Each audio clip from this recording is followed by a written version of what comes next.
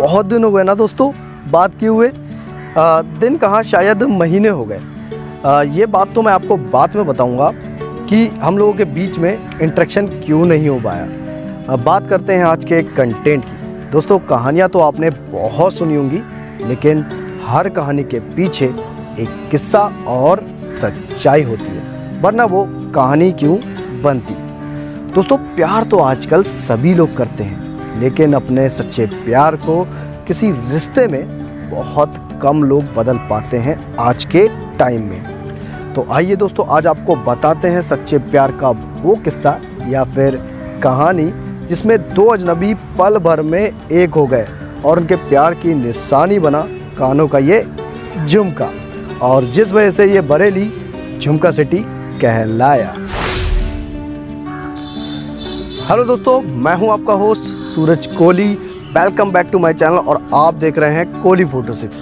दोस्तों इस कहानी को जानने के लिए बने रहिए इस वीडियो के एंड तक, और जो लोग चैनल पर पहली बार विजिट कर रहे हैं वो लोग चैनल को सब्सक्राइब एंड बेल आइकॉन को प्रेस कर लें ताकि उन्हें न्यू वीडियोस की अपडेट मिल सके, क्योंकि इस चैनल पर इसी तरह के इन्फॉर्मेटिव और इंटरेस्टिंग कंटेंट्स आते रहते हैं। दोस्तों वीडियो को स्टार्ट करने से पहले मैं कुछ अपनी ऑडियंस को बताना चाहूँगा। मैंने इन दिनों फेस कैम वीडियो इसलिए नहीं बनाई क्योंकि मेरा एक क्रिटिकल एक्सीडेंट हो गया था, जिसमें मेरा लेफ़्ट हैंड इंजर्ड हो गया था और उसको रिकवर होने में कुछ मंथ लग गए। उन दिनों मैंने वॉइस ओवर वीडियोस बनाई, जिन्होंने नहीं देखी हैं वो लोग ज़रूर देखें, मैंने ऊपर आई बटन में दे रखी हैं। काफ़ी इंटरेस्टिंग वीडियोस हैं, आपको देख के मज़ा आएगा। तो चलिए दोस्तों बिना देर करे इस वीडियो को शुरू करते हैं।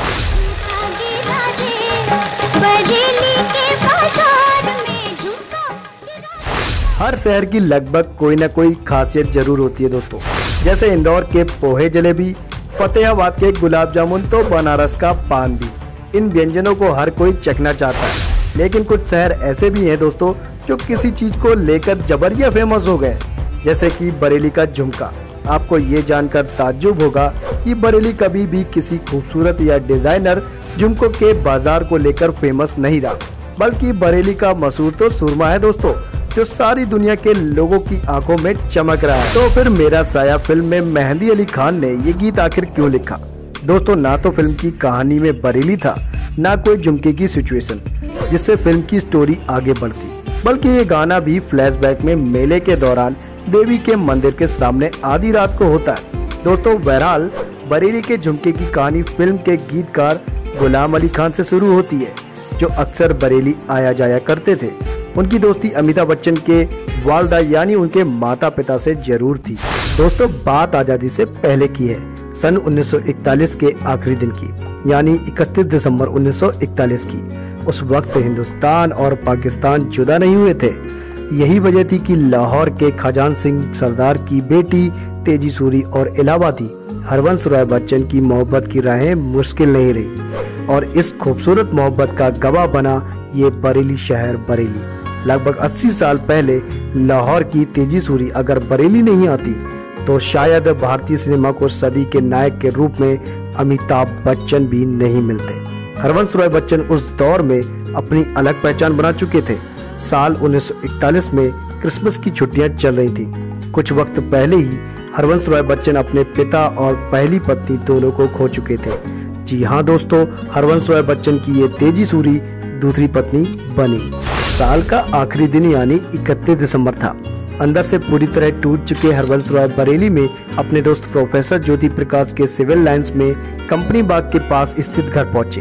हरवंश राय बच्चन की नौकरी भी बरेली कॉलेज में लगी थी, लेकिन उन्होंने ज्वाइन नहीं की थी। बहरहाल बच्चन के अलावा प्रोफेसर साहब के घर में एक दूसरी मेहमान भी थी।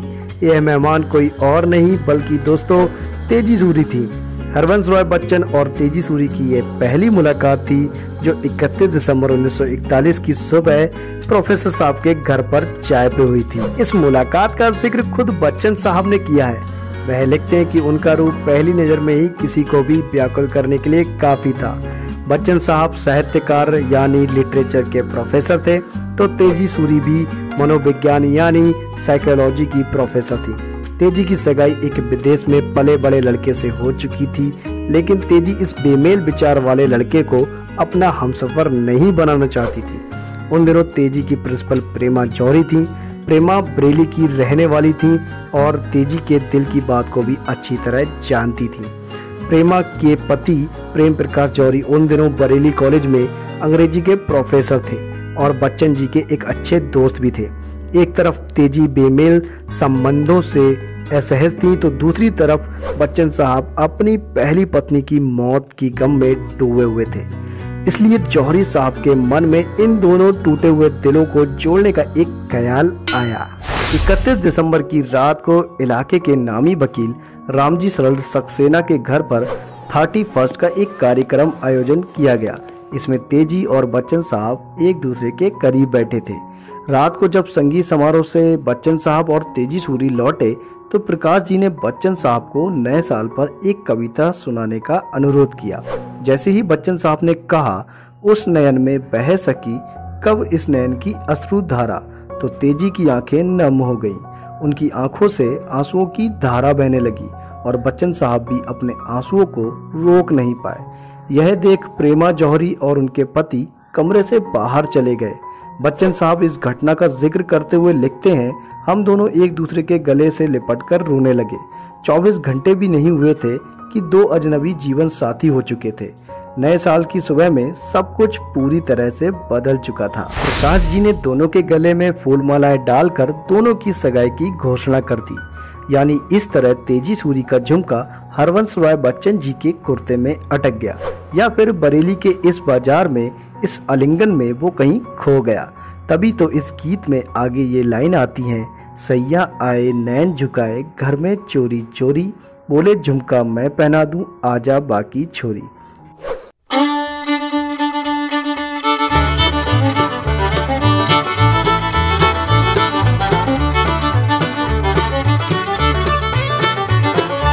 दोनों का प्यार परवान चढ़ा और तेजी अपने पिता का आशीर्वाद लेने के लिए लाहौर चली गई तो बच्चन साहब भी इलाहाबाद जाकर शादी की तैयारियों में जुट गए।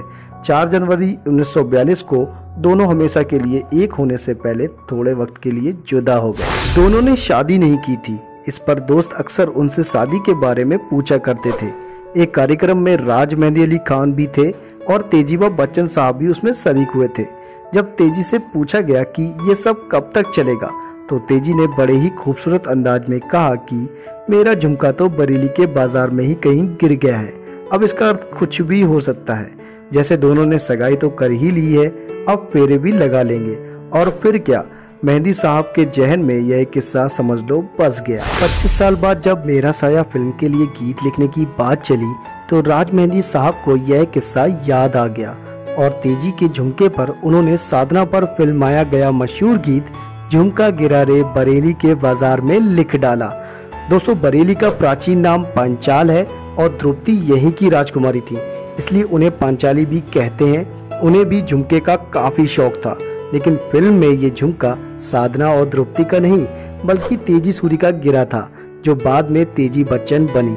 ये खोया हुआ झुमका देर से ही सही 55 साल बाद बरेली सरकार को जरूर मिल गया है। तभी तो उन्होंने गुमे हुए अकेले झुमके को बरेली के तिराहे पर लटका दिया है कि जिसका भी झुमका हो वो ले जाए। 55 साल पहले बनी इस फिल्म के गीत झुमका गिरा ने न जाने कितने दिलों पर छुरियां चलाई है। तो बरेली की गलियों में आज भी लड़कियां झुमके ही ढूंढती फिरती हैं। बहुत सी लड़कियां एक दूसरे को चिल्लाती भी हैं कि तेरा झुमका कब और कहाँ गिरेगा। खैर की इस गीत की कहानी भी तेजी सूरी और हरवंश राय बच्चन जी की मोहब्बत से जुड़ी हुई है। सालों बाद ही सही बरेली विकास प्राधिकरण ने इस झुमके की महत्व को समझा और बरेली के रामपुर दिल्ली रोड के 0 पॉइंट पर 30 वर्गाकार घेरे वाला 14 मीटर ऊंचा झुमका लगाकर इस तिराहे का नामकरण भी झुमका तिराहे के नाम पर कर दिया गया, जहां लड़के लड़कियां और मुसाफिर सेल्फी लेना नहीं भूलते। तो दोस्तों, कब जा रहे हैं आप भी बरेली के इस झुमके को निहारने? दोस्तों, आशा करता हूं कि ये प्यार भरी कहानी आपको अच्छी लगी होगी, जिसमें एक छोटे से किस्से ने बरेली को फेमस कर दिया और एक नए नाम के साथ ये बरेली झुमका सिटी कहलाया। और दोस्तों, अगर आपको ये वीडियो अच्छी लगी हो तो इस वीडियो को लाइक करें और मुझे कमेंट सेक्शन में ज़रूर बताएं कि आपको ये बरेली की कहानी पता थी या नहीं।